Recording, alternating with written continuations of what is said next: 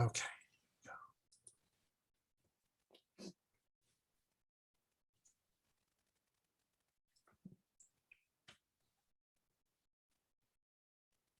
Hi, everyone. Welcome.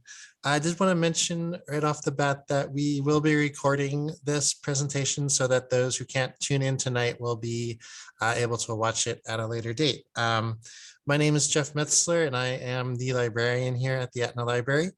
Tonight's presenter is Jennifer Stone Randolph. She's the Director of Case Management and Investigative Genetic Genealogy at the DNA Doe Project. Jennifer will, of course, be going into much more detail, but just as a start, the DNA Doe Project is an initiative that uses genetic genealogy to identify John and Jane Does. They've become a go-to organization for law enforcement agencies and medical examiners across the country, helping them solve their most intractable cases. Before Jennifer gets started, I did want to mention a couple of things. Since we're talking about genealogy tonight, I wanted to point out that the Aetna Library has online resources to two genealogy resources, Heritage Quest Online and Ancestry. Those are both accessible at aetna-library.org, and you'll just look for the online resources button on the homepage there. And then secondly, the library has numerous upcoming events in both July and in August. And we have summer reading programs that are launching tomorrow. One of these is for adults and will involve raffle tickets for gift cards to local businesses, and the other is geared towards children. Information on all of this is again available on our website at aetna.library.org. So I think with that out of the way, Jennifer, whenever you're ready to begin. All right, I'm going to go ahead and share my screen. And if you can just tell me, Jeff, if that looks good. Yes, that came up. Thank you. All right, great. Well, good evening, everyone. Thank you so much for having me. It's great to see some familiar faces here. Tonight, I'm going to be talking to you about investigative genetic genealogy, a new tool that's returning the nameless to their families. I really like an interactive style of presenting, so I encourage you to keep your cameras on so I can see you. And if you have a quick question or something I'm explaining isn't quite clear to you, please feel free to unmute and just interrupt me with your question. I am not a talented multitasker. I'm not the kind of presenter who can watch the chat and look for raised hands. So I encourage you to interrupt.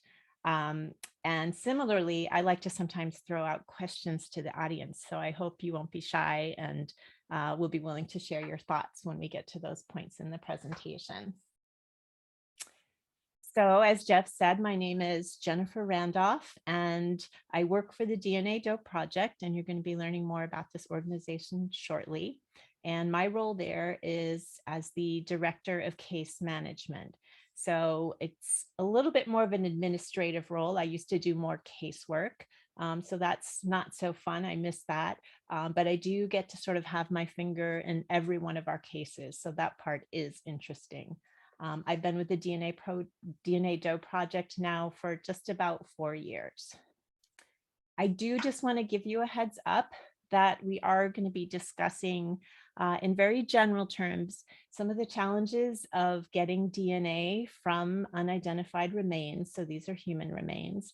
And we're also going to be talking about a few case studies. And in each of those case studies, the doe was a homicide victim. There aren't many graphic descriptions or graphic photographs or anything like that. But if this is the kind of information that makes you uncomfortable, I just want you to know that we are going to be talking about it. So this might not be a presentation that you're comfortable seeing. All right, so what are we going to talk about tonight? First of all, I want to give you a crash course in investigative genetic genealogy.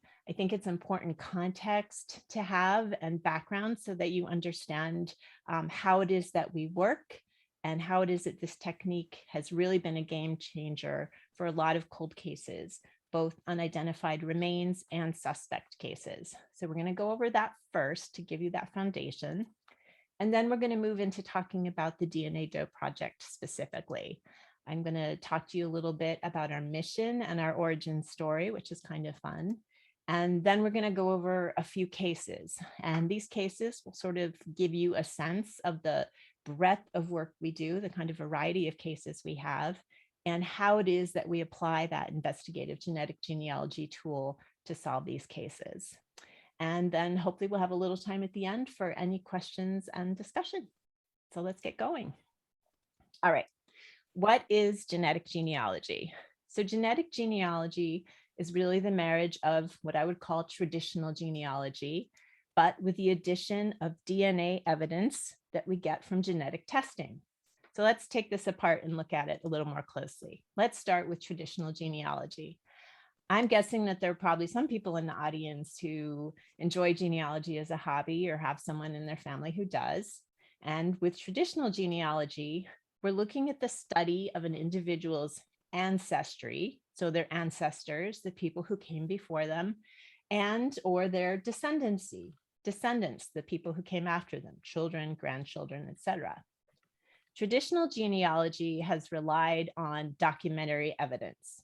And by documentary evidence, I mean things like birth, death, and marriage certificates, what we might call vital records, wills, land records, tax records, census records. In our country, those come out every 10 years, and they're a great way to follow families through time over geography and to see how their families change over time. Watch those children that appear every 10 years.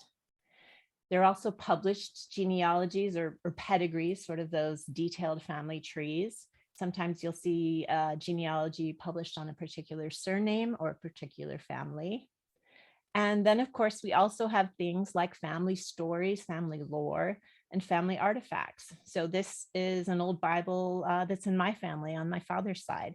So many families have items like that that might have information that can help them learn about their ancestry. Now, what's the second piece of genetic genealogy? It's the combination of that traditional genealogy, which I think is pretty familiar to everyone, with DNA evidence that comes from genetic testing. And how does that work? Most of us have probably seen by now what we call direct to consumer genetic tests. So Ancestry DNA, MyHeritage, 23andMe, Family Tree DNA. These are some of the big players. So these are the tests that are sold directly to consumers, and they're really quite inexpensive now. You can get an Ancestry DNA test for $50 easily on sale. And you purchase this test, and depending on which one you have, you provide a DNA sample. That could be spitting in a tube or running a swab along your cheek to get cheek cells. You package it up, send it back to the company. They then take that sample that the consumer has provided. They're going to extract DNA from it, and then they're going to sequence that, and they're going to get some genetic information from it. And then you are able to access your results, sort of the evidence that comes from this test, via their website. And what does that look like? And how do we use it in genealogy? Well, one thing that you often see and is pretty popular and marketed pretty heavily is the ethnicity estimate.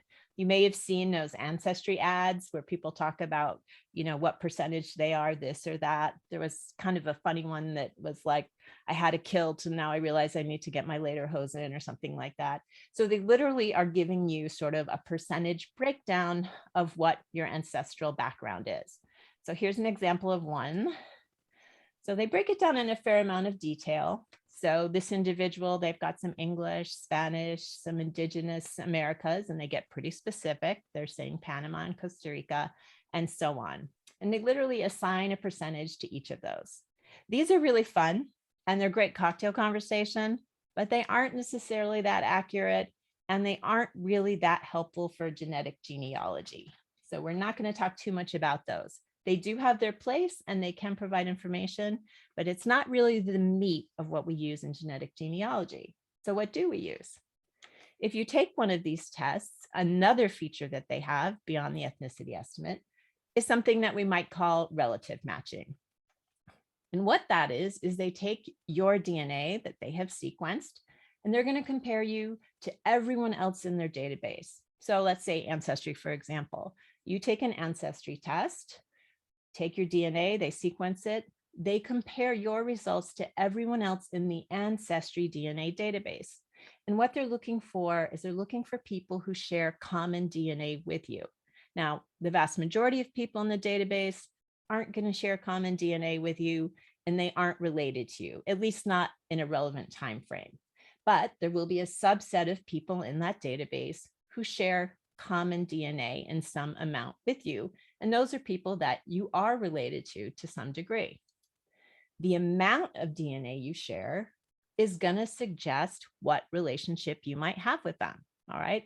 The more DNA you have in common with someone, obviously, the more closely related you are to them. Now, if it's a very close relationship, it's really easy to kind of figure out what it is. So let's take the most obvious example.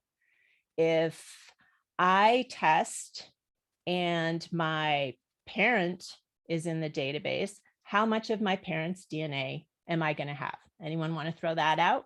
Anyone remember from high school biology? How much of my mom's DNA do I carry? Anyone? 50%, right?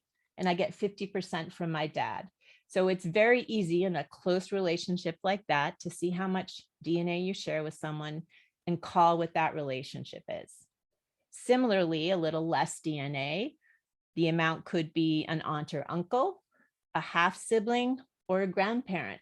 They all share about the same amount of DNA, but that's only 3 relationships, right? So it's not too hard when you do a little research to figure out which is the relevant research with someone you match. However, as you get more distant, right? So you're sharing less DNA, the more distance you get, suddenly the number of relationships that are consistent with sharing that lower amount of DNA gets pretty big. So there's a lot more legwork involved when you don't share a lot of DNA with someone to try and figure out how you're related. It's not impossible, and there are definitely tricks and ways to figure it out, but it takes more legwork. So let's see what this looks like in practice. So here's a match list. This is from, I believe, Family Tree DNA. They're all going to give you something akin to this with sort of the same general pieces of information. It's going to look a little different on everyone's website, but you're going to have all the names of the people you're matching to, and it could be their real name, it could be an alias. You're going to get a number which represents the amount or the quantity of DNA that you have in common. Generally speaking, this is being provided to you in a unit called centimorgans, not to be confused with centimeters. However, if you want to sort of think of it, since we're talking about segments or lengths of common DNA, thinking of it as centimeters or as literally a length is kind of helpful. That's not exactly how we measure it, but it's intuitive, and I encourage people to think of it that way. It just makes it easier. So we have this amount of DNA, we have the name, and then lastly, almost every company is going to give you this sort of ballpark estimate of what relationship you might have with the individual based on that amount of shared DNA. So let's take a look at this list. You'll see over here, the top 5 all have this really high number, about 3,550, give or take. And then when you look at the predicted relationship for all 5 of these people, again, it's parent-child, one and done. They're very, very sure that if you're going to share this amount of DNA with someone, they're either your parent or your child. And indeed, that's true. These are actually my results. And I have my mom, my daughter, my dad, and then 2 of my other children. And we all share this high amount. There are not other relationships that are going to be consistent with that high an amount of shared DNA. But if we go down just one more to my 6th result, now we're way down to 112 centimorgans. So much, much less common DNA that I share with this individual. Here you'll see kind of the range of possible relationships is much broader. Could be as close as second cousin, but it might be as distant as 4th cousin. So that's could be a great grandparent or could be a 3rd great grandparent that we share. And there's also a lot of other relationships that would fall within that range. Maybe a 1st cousin twice removed, for example, or certain half relationships. So when you get down to those smaller amounts, again, suddenly there are a lot more relationships which are consistent with two people sharing that amount of DNA. Is everyone with me so far? Any questions? All right, we're going to keep going, but again, feel free to let me know if you have one. All right, so let's look at this. If you're just interested in your family history and you're doing genetic genealogy, you've taken this test, how might you use this? Well, here we have an example where Ted has tested, he's looking at his match list, and he sees Cordelia. Cordelia is not familiar to him. He doesn't know who she is. He notices they share about 229 centimorgans of that common DNA. And this company is saying she's somewhere in the neighborhood of being a second or third cousin to Ted. Now, fortunately, there are a lot of tools out there that we can use that can kind of help us figure this out. And one of them is on a website called dnapainter.com. And it's very handy because you can just enter in this box how much DNA you share in common. So there's that number 229. And then it's going to give you this table. And I want you to notice, look at all these different relationships. So there are a lot of relationships listed there. All of those relationships are possible for two people who share that amount of DNA, right? It could be any one of these many, many relationships. But what's great about these tools is that they're going to give you a probability. So here they've kind of divided all these different relationships into 4 buckets. And they're telling you that this first bucket up here, the probability is 54% that it's one of these relationships that these two people share based on this amount of DNA, that these are the most likely. Now, 3% unlikely, but not impossible, right? So you have to keep that in mind if you're trying to figure out how you're related to someone.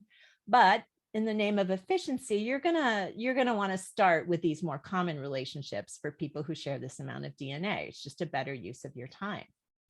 Now, another tip is that if Ted is able to figure out or ask Cordelia how old she is, that's a big clue, and that might help even whittle this list down further.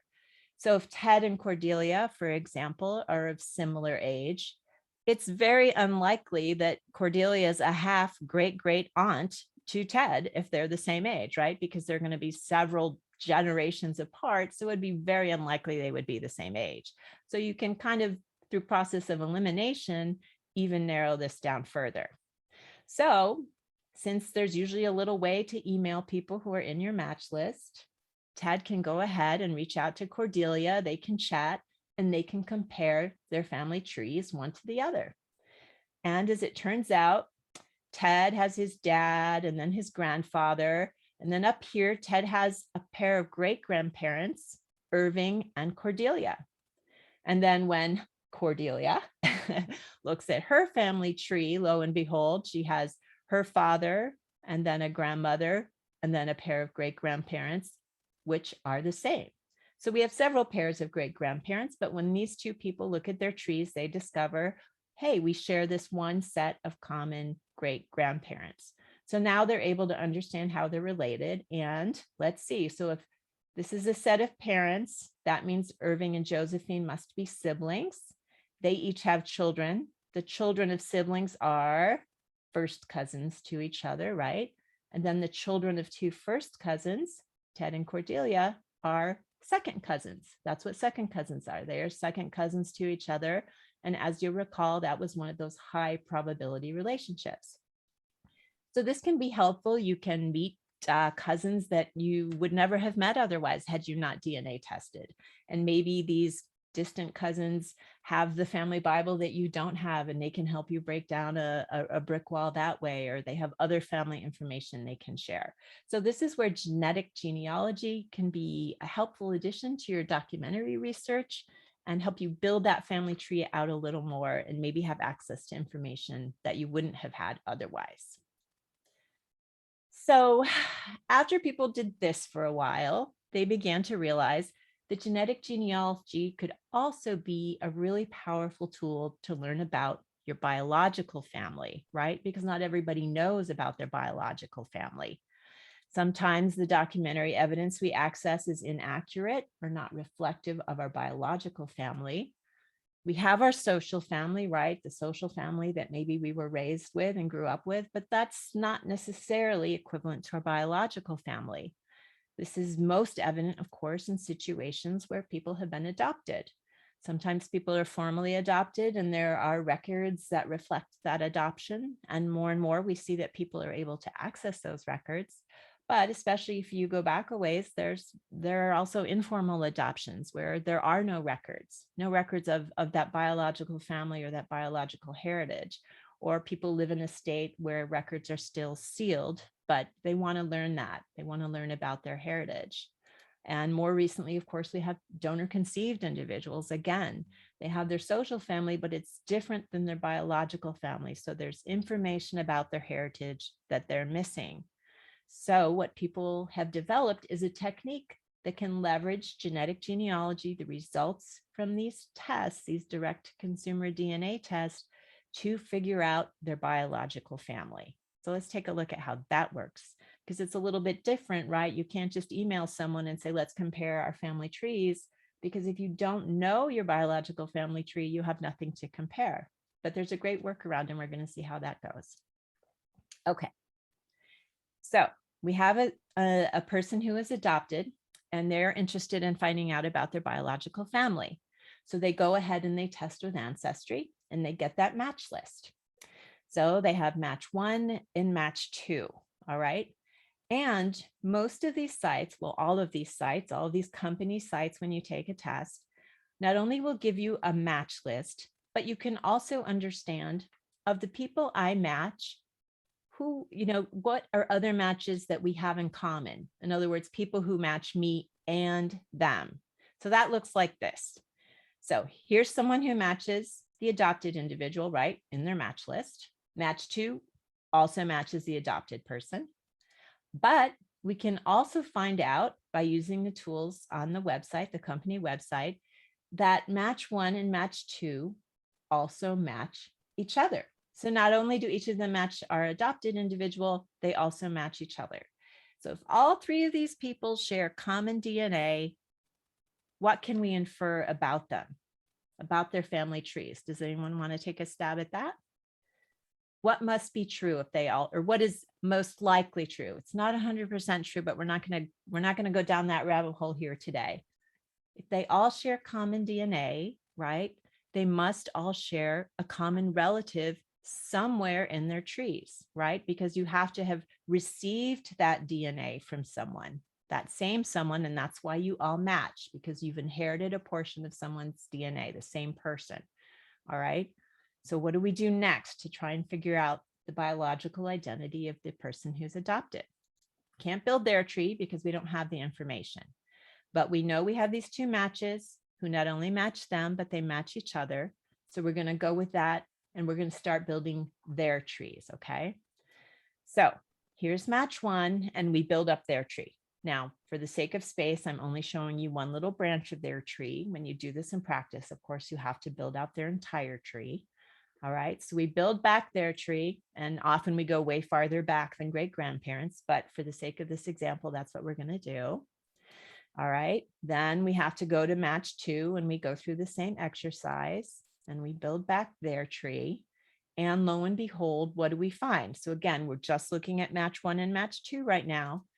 But just like we saw with Ted and Cordelia, we discover that there's some overlap between these 2 family trees. They have this common pair of relatives, these what we call common ancestors. And that's why they share common DNA, because they have both inherited some DNA from this couple. So they match and they are related. They have this common relative in their family tree. All right. So far, this is really just kind of like Ted and Cordelia. It's just that, these are other people who happen to be in our match list, but it's the same exercise in figuring out where that overlap in the tree is. All right. So now what are we going to do with this?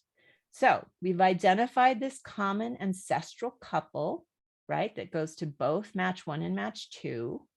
And we know that match 1 and match 2 also share common DNA with our adopted person. So our adopted person is also likely related to this common ancestral couple. So now it's a little bit of reverse engineering. Instead of building back trees, what we're going to have to do is build down.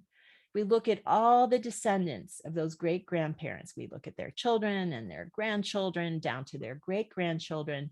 Somewhere in that set of descendants, that's where our adopted person belongs, right? And that's why they share that common DNA with match 1 and 2.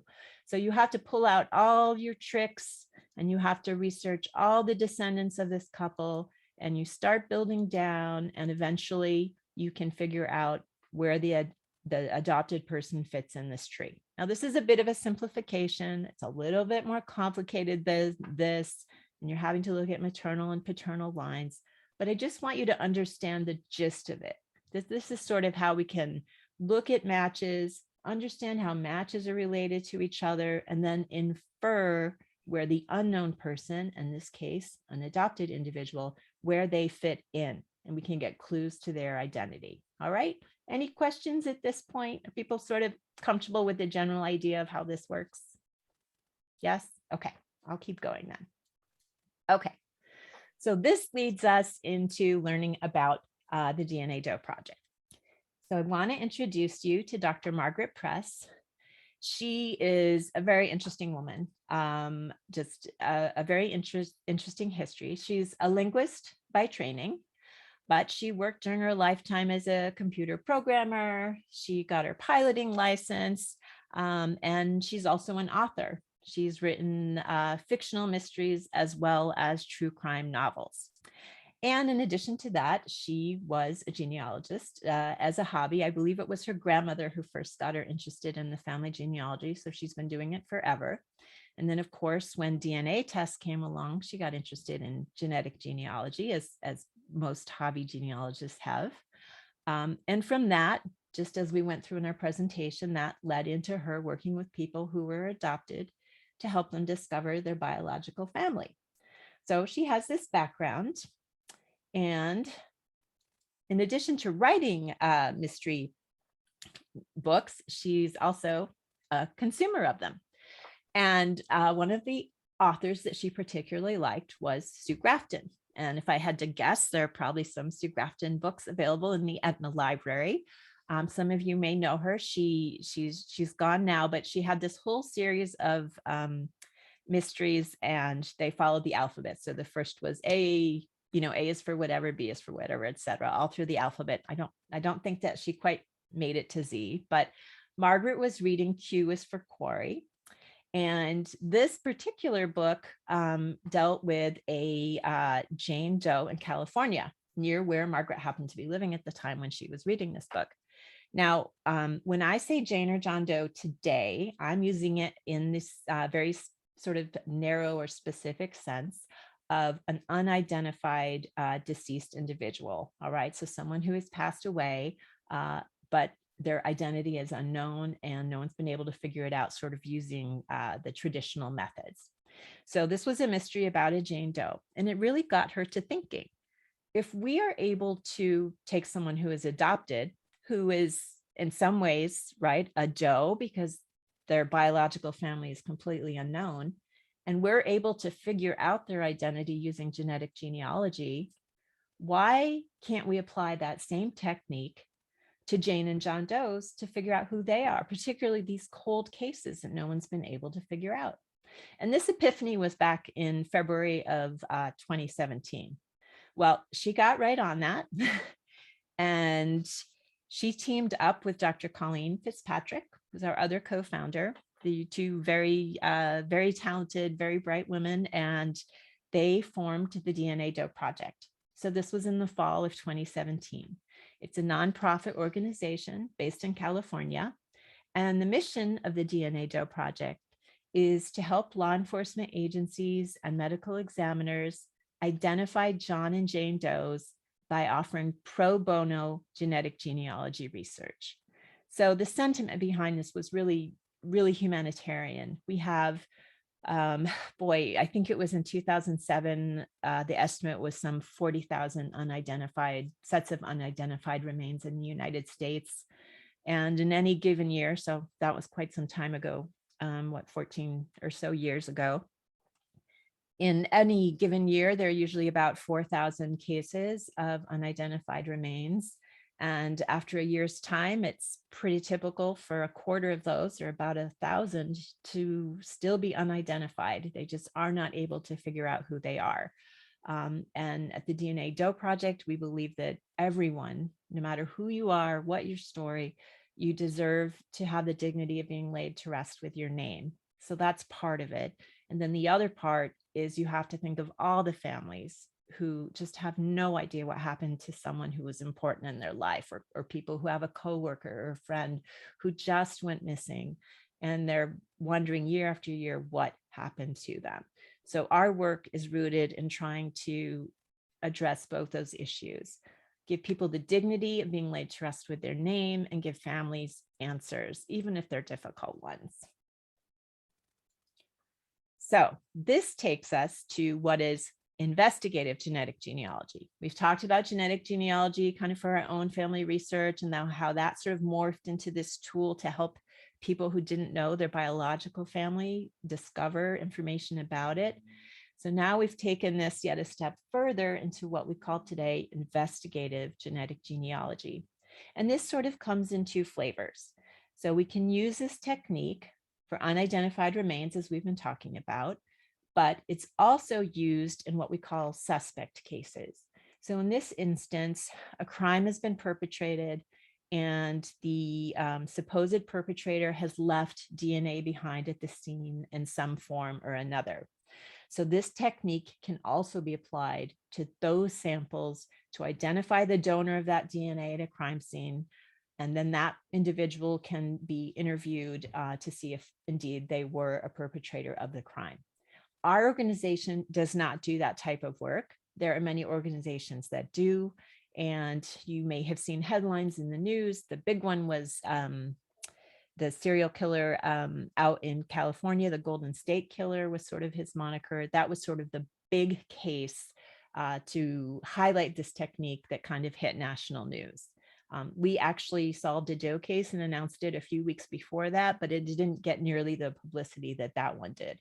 So this technique has really been a game changer, not only for identifying people who are John and Jane Does and their cases have gone cold, but also for solving cold criminal cases. But we're going to focus on our organization today. And again, we only do unidentified remains cases.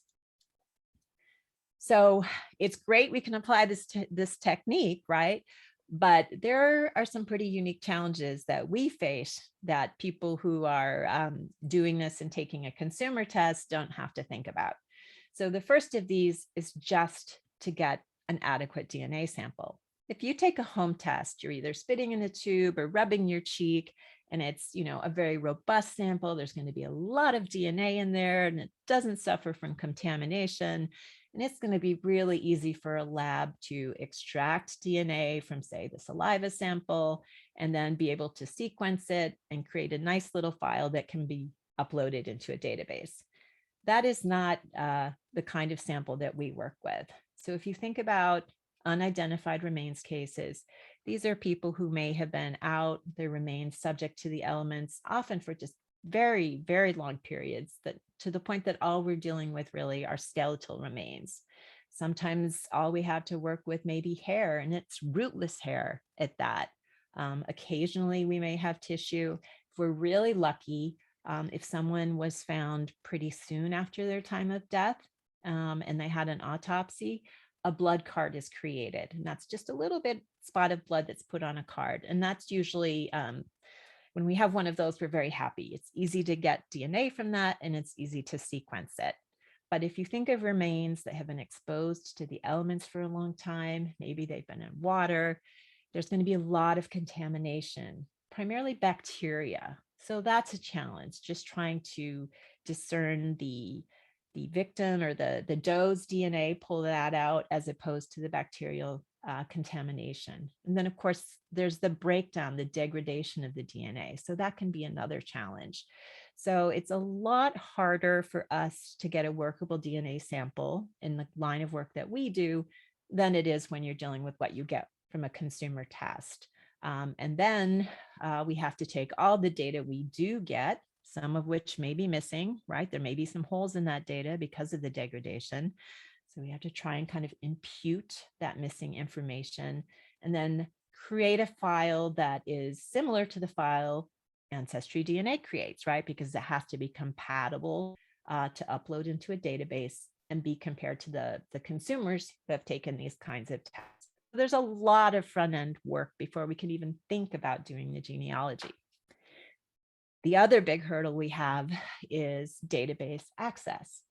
So I showed you a picture a little earlier of some of the kind of big players in the direct to consumer DNA scene.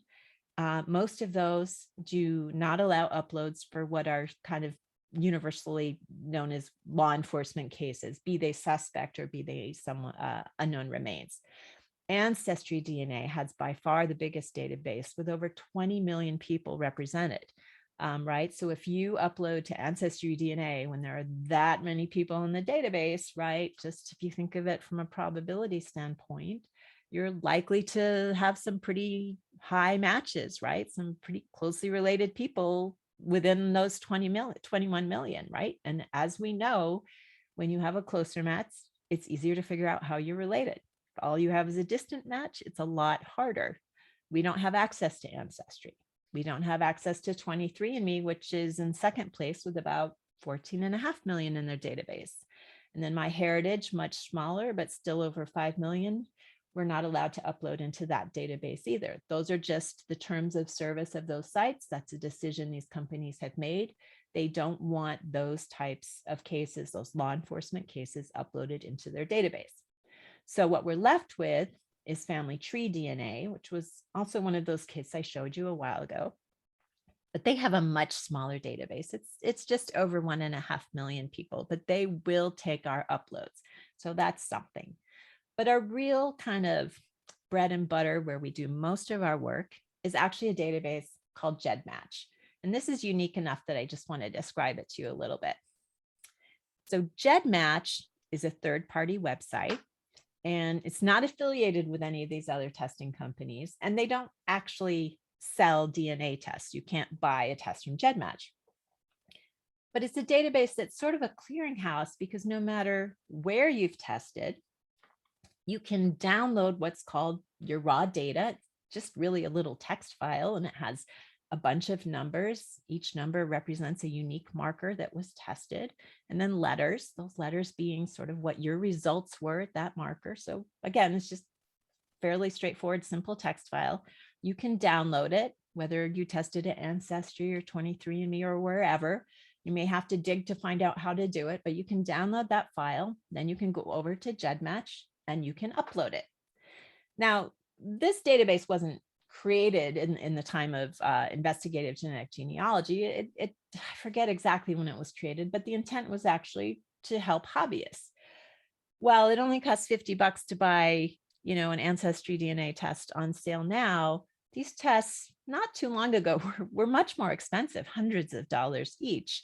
And if you tested with Ancestry, you were only compared to people in the Ancestry database. If you tested with 23andMe, you're only compared to people in their database, and so on. And while you could just buy a test from everybody to get in their database, that was a lot of money. So a couple of gentlemen came up with this idea of this GEDmatch database where you could download your raw data no matter where you tested and then upload it there, and you would be compared to everybody else there, regardless of where they tested. So maybe you tested it at Ancestry, but now you were going to be compared to people who were in there who tested at 23andMe. So it's kind of a workaround to expand the people that you could be compared to. So it was a way to find more DNA relatives for those people who were really into genealogy. Of course, things changed, and then it became a popular place for people who were, say, adopted and trying to find their biological family to use. And then along came investigative genetic genealogy, and they do allow for the upload of files for these law enforcement cases. But again, they're just not that big. They're a little bit over 1.5 million people in that database, but they have amazing flexible tools. So if you are doing the kind of work we do, those tools that allow you to analyze the matches and to visualize them and actually look at the chromosome level where the overlap is. Those tools can be incredibly powerful. And that's why this website is so important for people who do this investigative genetic genealogy work. Now, if you're an unidentified remains case, you get to be compared to everyone in that GEDmatch database. If you're a suspect case, so perpetrator DNA, people in GEDmatch can elect to opt in to be compared to perpetrator cases or to opt out. The reason being that some people are not comfortable with the idea of, fingering their third cousin for some crime that they committed, right? They just don't like that idea, so they would opt out. Other people are like, if I have a third cousin who did something bad, I want them to get caught, so I'm going to opt in. So they just give people the option of whether or not they want to be compared to those possible perpetrator files. But unidentified remains cases, that's a little less controversial. We get to be compared to everyone in that database. All right, so GEDmatch, that's key to our success, but it's small. So DNA Doe Project, let's look at the numbers a little bit. So fast forward, you'll remember we were, whoops, my feline assistant is here. We were founded back in late 2017. We have grown quite a bit. At this point, we have about 60 genetic genealogist volunteers located throughout the United States, Canada, and the United Kingdom, working on cases. We have another about 40 or so volunteers who help with other aspects of running our organization, keeping our website up, putting our posts on Facebook, that kind of thing. Always, when we do the genealogy research part, that is always pro bono. We don't charge. You'll recall that that was part of our mission. The lab piece, however, generally is the responsibility of the agency. But as you can imagine, in an era of very tight budgets, there isn't always a lot of money to pay for those labs. And we're talking thousands of dollars in many cases. $5,000 is not uncommon. If you have a really degraded sample, you might have to even run things twice before you can get an adequate result to move into that genealogy research stage. So that can add up pretty quickly. And, if a Doe is a homicide victim and they're invested in that investigation, they might be able to find the money for it. But if it's a homeless individual who died 20 years ago, there's just not money to fund that, right? They've got to use their limited funds to think about what's the immediate risk to public safety. So we really, really try to make an effort when the agency doesn't have the funds to cover it for them. So when we get donations, often our donations, that's what we're covering. We really don't want to turn away any case because money is an object. So we're working really hard on that. Our aspirational goal someday is that we don't even have to ask for money from any of them. Anyone who brings us a case, we'll just cover it soup to nuts. So we hope to get there eventually. We've had a lot of success in the few years we've been up and running. We've made over 80 identifications in the United States and Canada, and we have another 80 plus, really close to 90 cases that are in our pipeline. Some of those are in that lab stage and they've been there for a long time. Others are in the genealogy research case.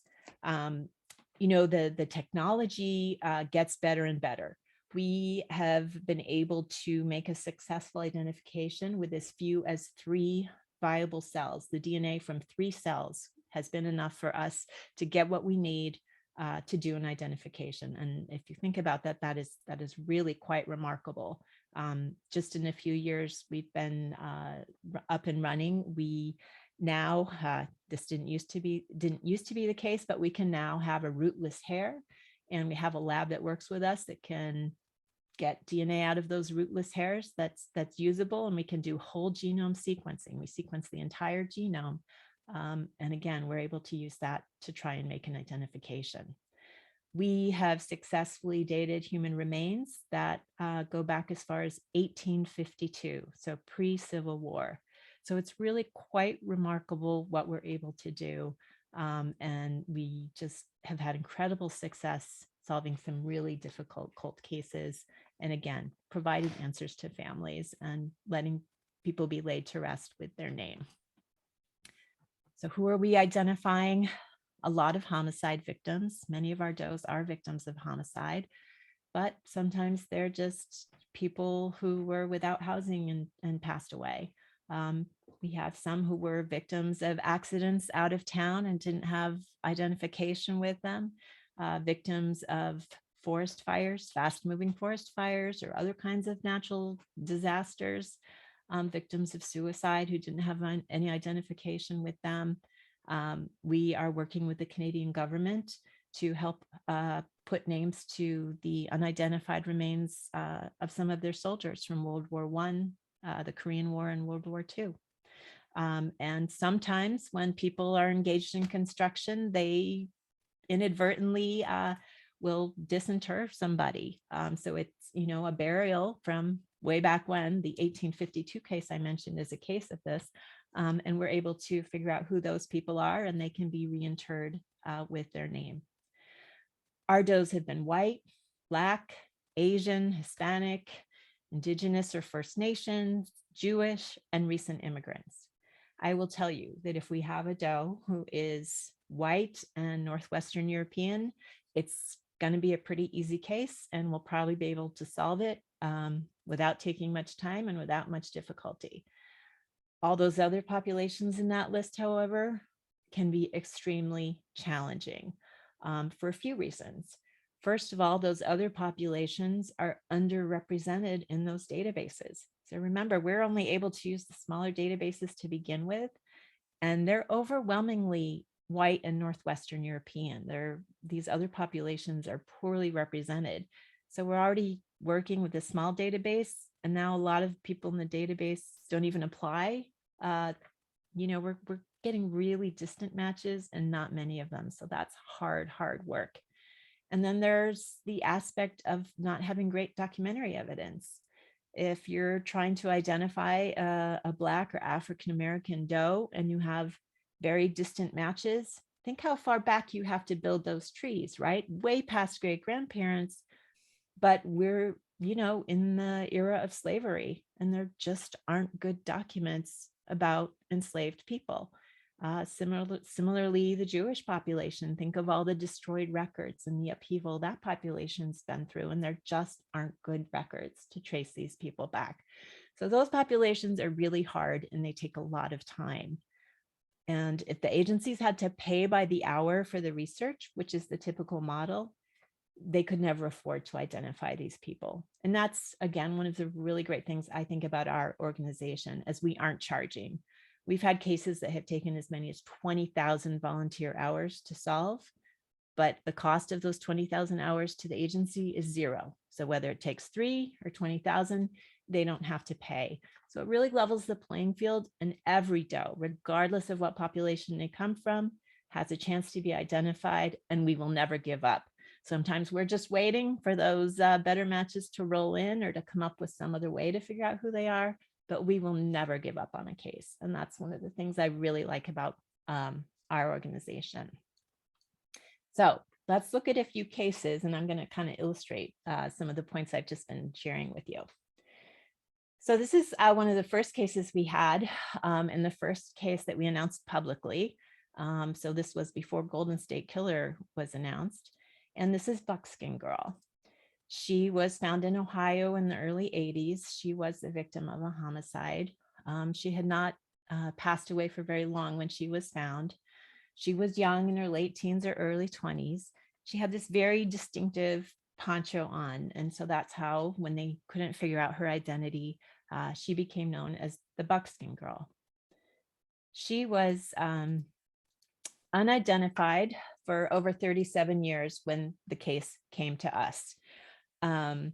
We were given this case in March of 2018, and within a few hours, again, after 37 years of no luck figuring out who she was, within a few hours of having this case, we were able to come up with her tentative identification. It turned out her mom was still living. She had never moved, had the same phone number, just hoping that one day her daughter would come home. She really had hoped maybe she had joined a cult or something and would return home. So we had to give her sad news, but at least it was a resolution. So how did we do it? So remember how I showed you that nice match list and how it gives the name and how much DNA? This is what it looks like on GEDmatch. It's not quite as pretty, but it's a lot of those same elements. So our Doe's profile is uploaded, and on the match list, we see there was someone with this alias, Sam. So step one is we have to figure out who asterisk Sam is by the email, which I've blacked out some information here for privacy. But Sam shared 415.4 centimorgans. And that's actually a very nice match. We don't see these very often. But again, this is a wider Caucasian individual, so sometimes we do. When we use that little tool I showed you where you plug in the amount, there's a very high likelihood she's a half first cousin or first cousin once removed. That means she's pretty closely related to Sam. So when we get this kind of a result, we're really happy. And this is why we can do it in just a few hours. So here's Sam. So we're looking at Sam's tree and we kind of follow that up. We figure out who Sam's parents are, Sam's grandparents, first cousins, share grandparents. That's their common relative. So then we start building down. So this would be Sam's uncle, a brother of Sam's mom, and then a first cousin. The uncle had a child. So children of siblings are first cousins. And then this individual had a daughter, Marcia. That's how she pronounced her name. And we actually found a tree on Ancestry that someone had built that had this family in it. So we were studying that. And when we looked at Marcia, because she would have been a first cousin once removed, which made sense given how much DNA was shared with Sam. So we needed to take a look at all these children, right? And when we looked at Marcia, this is what the family had entered in: missing, assumed dead. So we knew we had probably found the right person. There has to be the confirmatory investigation and the confirmatory DNA testing. And indeed, it was shown that it was Marcia. She was able to go home, and her mom was able to bury her with her name close to where she lived. So she was one of our first cases. Here's another one. This was a young man known as Gacy Victim 5. John Wayne Gacy, of course, just this horrific serial killer. He killed, I think, over 30 young men and buried them underneath his house. This young man was found in 1978 when they discovered all of these deceased individuals. Most of them they were able to identify based on things that were found with them or missing person reports that aligned well. But I think it is 5 individuals that remained unidentified. This particular one was estimated to be 22 to 32 years old. Of those 5 that were still unidentified, we went with this one to try because he had the best quality DNA to work with. Remember, we talked about how challenging the degraded DNA could be. So we seemed to have the best chance of success with him. So when we received this case, he had been unidentified for over 42 years. And again, much like with Marcia, and again, we're talking about a wider Caucasian individual here, within a few hours of uploading his profile to GEDmatch, we were able to come up with his identity. And that was offered to the agency in August of 2020. So once again, what had been a cold case for over 4 decades with this technique was able to be resolved in just a few hours. Much more complicated than Marcia's case. Every square here in green is someone from his DNA match list, and they all sort of came together at him, which is how he came up with the identification. But the take-home point here is I want you to see that some of these were very distant. Here's a 5th cousin once removed, 3rd cousin once removed. So not nearly those close relationships that we saw in the last case. So you can appreciate how many generations we were having to build back to find these common relatives. All right, these are 1700s, early 1800s. So a lot more genealogy work, but nonetheless, great records for this population. A lot of people in the database, a lot of people with family trees. We were still able to put it together in a matter of hours. So this was Francis Wayne Alexander. His mother was also still alive at the time of this identification. And she said that she woke up every morning wondering what happened to her son.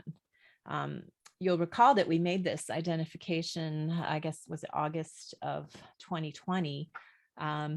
But it can be a lot of time before our leads that we provide are confirmed. The agency has to perform their investigation, and usually they will try and test a close family member for a direct comparison to the doe. It's a different kind of DNA testing. Labs get backed up. COVID happened. So even though we had given them the name, more than a year prior, it wasn't until October of 2021 that this was announced publicly. And this is my coworker, Karen Binder, who's representing us at the press conference. So now let's look at yet another case. So this was a young woman who was found in California. She became known as Kern County Jane Doe. She was found in 1980, also a homicide victim.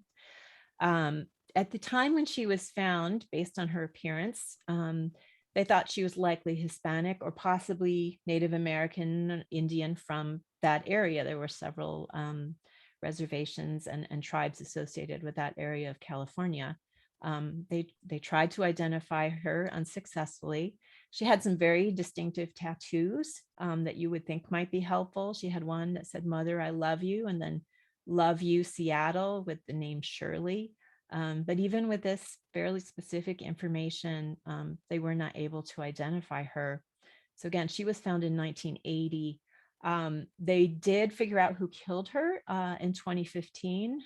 It was a gentleman who had, not a gentleman, it was a man who had killed several women. And based on his DNA, where they were able to ascertain that he had been responsible for her murder. And he was convicted for that, even though she remained unidentified. He was unable or unwilling to provide any information about who she was. So even though he was convicted, the case was still cold. It came to us and we ran her DNA and we got her matches. Right away, we could tell she was definitely not Hispanic and she was not from any Native American or Indian group in the California region. All of her matches traced back to the Sampson Cree and Métis population in Alberta, Saskatchewan, and Manitoba, and northern Montana in the United States. So she was pretty far away from home. This is an extremely difficult population to do genealogical research on for a few reasons. There's a lot of what we call endogamy, and endogamy is the intermarriage of cousins over many, many generations. And when you have populations that are geographically isolated or small or culturally insular, this often happens. We're not necessarily talking about first cousins marrying each other, but second or third cousins, who get married, and this happens again and again, generation after generation. So what's the overall effect of that, right? Any two people in that population are related to each other many times over. So they could be a third cousin 3 different ways, right? And the effect of that is that if you look at the total amount of DNA they share, you might think that they are much more closely related than they actually are. They're just distantly related several times over, and that gives the illusion of a closer relationship. It is extremely difficult to disentangle these communities. It complicates everything and makes the work a lot harder. We see this in Jewish populations. We see this in Finland. And even early colonial America, sometimes you can see vestiges of this sort of endogamy. The other big challenge here was that there just wasn't a lot of documentary evidence about the Cree. This is a very mobile population, right? They would move seasonally to different places, depending on whether they were hunting or wintering over. And they weren't necessarily well represented in any kind of records because they weren't keeping records, right? But the records that they did appear in, they often had many names. They would have an indigenous name or more than one. Over time, it might change. They might have received a name if they had any contact with the Catholic Church and were baptized or married. They were given some sort of a Catholic name. They might have a French name. They might have an anglicized name. Just extremely difficult. A real slog to try and figure this one out. So we really worked hard on this for a good 8 months. And it just became clear that our traditional methods, unlike the first two cases I showed you, weren't going to lead us to the answer. So we had to come up with a different strategy and think outside the box. And this is part of the magic of this technique. So in this case, it can't lead us to the exact person we're trying to identify, but it has already narrowed down the field quite considerably from the whole world, right, to a specific geographic area. And within that geographic area to a very specific community, right, the Cree. So we came up with a Facebook post, essentially describing everything we knew: when she was found, how old she was, that she was Cree, and her relatives traced these specific communities. And she had these pretty distinctive tattoos. And we just found Facebook groups of these communities and said, will you please post this and get it out there? And we're just going to hope that the right eyes land on it. Well, it worked. Within one day of putting that post up, a woman saw it who read it and was pretty sure that this was going to be her missing aunt. She'd been missing for decades. Family had tried to find her. They knew her to often be living in Vancouver and Seattle. Remember, Seattle tattoo. Never would have thought she would ever have been in California. They would save their money and make an annual pilgrimage to Seattle and Vancouver and go to hospitals and go to graveyards and just try to find her to with no success. It was really quite sad. So this woman contacted us and the law enforcement agency in charge of the case, and then DNA testing of family members ensued. And indeed, it was her missing aunt, Shirley Ann Susay. It really is quite a remarkable story. So 40 years it took to identify her. This is Violet, her niece, an incredible woman. This story was recently profiled within the last month and a half on a show called Cold Case Files. And they just had a lot of interviews with Violet, and she conveyed her story of never giving up trying to find her aunt. It was sort of a promise to her mom, who was Violet's sister, kind of that she would try. So still get choked up. All right, so those are the three case studies I wanted to present, and I hope you can sort of appreciate that each case can have its own unique challenges depending on the background of the doe. Some are, again, easy to do within hours. Others are extremely challenging, and we may have to really think outside the box and be a little bit creative in how we approach it. But these tools are helpful. We have Hispanic cases, for example, where, again, very difficult populations, a lot of endogamy, but sometimes everything points to one particular small community in Mexico. So we'll put out publicity there and hope that the right person sees it. So it really is an extremely valuable technique, and it's making a big difference for a lot of families. So with that, I will open it up to questions that people might have.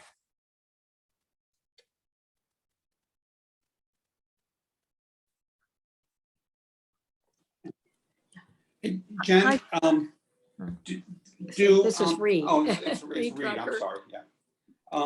Do the police and the law enforcement agencies, do they do like a parallel kind of a project that they work on these kind of things, or is it just not done? I'm not sure I understand. Do you mean, do they use this particular technique? Well, yeah, I guess what you're doing is wonderful, but it tends to be more on the missing side. And if they're trying to, but there's another piece here too, in terms of trying to catch criminals. And I've been aware that part of the reason why there's a big privacy issue here is that people don't want to, get caught via these kinds of DNA samples for the criminal part or contribute to it. And I didn't know. So as a result, I didn't know if there's a group that helps the law enforcement side of this thing. Yes, there are many. The vast majority of them are more sort of a for-profit model, but not all of them. The FBI now, in the beginning, people just slammed doors in Margaret's face, and no one believed that this would work. It just seemed far-fetched. And I can imagine. Sure. Yeah. But once they got the Golden State Killer, and then, now it's like every week, you hear of a new cold case. So now they're all over it. The FBI has their own unit of people who do this work. We just worked on helping to train sort of the Australian equivalent of the FBI. So they're going to start using this technique. So yeah, they're absolutely, now everybody's on the bandwagon and using it. We have kind of our niche, but yeah, most people are doing the criminal side. Yeah. Well, you're doing the good side. What can I say? Well, it's the less controversial side. Well, all right. Maybe the and more still work. valuable. Still valuable work for sure. Hi, Jan. This is Mary. Hi, Mary. I wanted to ask you if you ever been asked to identify some of the bodies that are found in the United States southwestern deserts of immigrants who tried to walk their way up into the United States. We have a lot of those cases, Mary. Unfortunately, they're really tough, as you might imagine. But we get a lot of sort of just over the border cases. And sometimes once we get the DNA profile, there's sort of your Hispanic profile where you see the Spanish and kind of the indigenous DNA represented. But, some of these cases will be almost completely indigenous when we look at their admixture, which gives us clues about their ethnicity, but then they will have, just hardly any matches at all. And it's heartbreaking, but we don't give up on them. Again, we might just try and narrow in on a geographic region where they're from and then target some messaging there to see if anyone has any idea, or we just will kind of babysit and hope at some point in time a match may appear that will help us solve those cases. There are very few people who have expertise. Hi, kitties. Very few people who have expertise in Hispanic genealogy, just generally speaking, and it's very challenging. And we just have such a high proportion of those cases where the people in our group who speak Spanish, they're just stretched super thin. So very high demand, but not a lot of people with those skills. We're training more and more of our volunteers to have them because we are seeing so many of those cases. Jen, may I ask a question too? Would your organization ever be called upon to help locate an organ donor for someone and potentially from a deceased individual? We never have. That's a very interesting question. I don't know enough about organ donation, and for the most part, the remains that we're dealing with are skeletal. Not always, but the vast majority are skeletal remains. So a little bit beyond the point of being able to be helpful. We are shifting a little bit to try and get more blood card cases because we can, again, since we're covering the lab fees usually, because agencies don't have the money, it's much cheaper to work a blood card case. It's a lot more inexpensive, because it's such a high quality sample that we can do it a lot more cheaply than when we're dealing with trying to extract DNA from skeletal remains. So we are taking on more of those cases for people who are more recently deceased when they're found. But still the bulk of our cases are skeletal remains. Okay. Hi, Jen. It's Susan. Hi, Susan. Great to see you. Good to see you. Where's Susan? I see your updates on Facebook all the time, and I just cheer every time I see one of them. I just saw a recent one about a young man who was identified, which is fantastic. My question is really about how this has affected law enforcement and also the genealogy industry, if you will. So on the law enforcement side, has the fact that this this investigative genealogy is available change the way they collect and preserve evidence in these kinds of cases currently for future identification? And also, what kind of mobilization of of just trying to get people to do their DNA, especially from these underrepresented communities, and get them onto GEDmatch. I mean, it's kind of heartbreaking to see the difference between the amount of data that's available between those three large organizations and GEDmatch. Yeah. So in terms of law enforcement, I think, just even before investigative genetic genealogy, they were definitely starting to appreciate the value of collecting DNA and having that genetic evidence. So, what I think maybe they haven't quite gotten on the bandwagon with is the type of testing they use. So traditionally in law enforcement, and there are reasons, they use a kind of marker that's different than generally what we look at. It's a STR marker, and traditionally they have just a set of 20. So just 20 of these STR markers that they use in CODIS, which you may have heard if you ever watched those crime shows. And these are markers that were selected to make sure that they didn't contain any health information. So they were sort of selected as a way of maintaining the privacy in terms of people's susceptibility to disease or that kind of thing. They didn't want to risk that being exposed. But those markers are not very instructive to do the kind of work that we do, right? You need a different kind of DNA testing. I think they're starting to realize that and consider other forms of testing, but there are ethics issues involved. So I don't know how fully they will embrace that. It varies by state. The federal government has issued some guidance in terms of collecting what might be construed as more sort of invasive information that we need to do the kind of work we do, which relies on autosomal DNA testing and many, many more markers, some of which may be related to health conditions. So it'll be interesting to see how this evolves. I go to conferences and people are always arguing about it. There's the efficacy versus the privacy, and how is that going to be handled? And that tension is ongoing. In terms of getting people to upload, that we've been doing our darndest to get the word out there. People need to understand the risks and benefits, of course, because there are privacy issues to be considered. We are working with, so many of you may have heard of the Tulsa race massacre in the 1920s, Black Wall Street, when all of those people were massacred, and many of them just interred in unmarked graves. So some of those remains, we believe, uncertain if they're the right remains, have been disinterred, and we are working in conjunction with another organization to try and identify them and give their names back so that their families can decide where to lay them, where they can be laid to rest. Part of that is going to be reaching out to the Black African-American community and helping them to see some of the benefits of DNA testing and uploading. There's a lot of distrust, understandably, and there are risks they also need to weigh.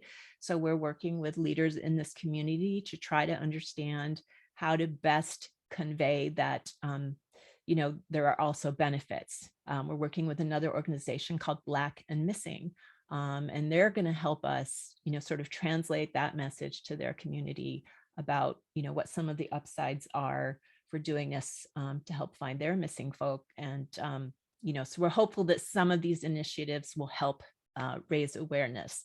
And then, we do certain things that we can, but, we're a pretty small organization. It's just, it's tricky, and everyone has to make the decision for themselves. Obviously we want everyone to upload. It would make our job easier, but I can understand why some people might be hesitant as well. So yeah, we'll kind of see how it goes to get these underrepresented families in there. Any other questions?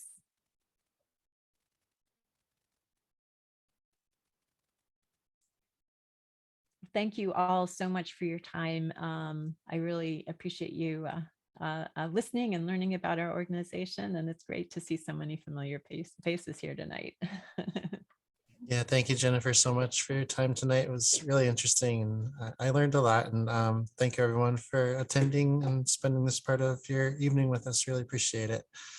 So we will close here. Everyone, have a great night. Thanks again. Thanks, you, Jen. Jen. Thank you. Keep up the good Thanks so work. much, Jen. Oh, thank you. It's Bye, kitties. wonderful. All right, thanks, Vicky. Bye.